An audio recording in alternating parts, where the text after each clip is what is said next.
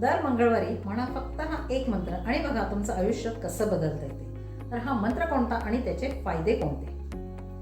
हा मंत्र म्हटल्याने तुमच्या मनातली भीती कमी होईल, तुमच्यातला आत्मविश्वास वाढेल, तुमच्या आसपासची निगेटिव्हिटी दूर होईल.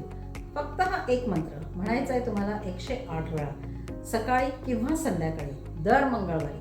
फक्त मंगळवारी 108 वेळा तुम्हाला हा मंत्र म्हणायचा आहे. आणि तो मंत्र म्हणजे ओम हनुमते नमः, ओम हनुमते नमः, ओम हनुमते नमः, ओम हनुमते नमः, ओम हनुमते नमः.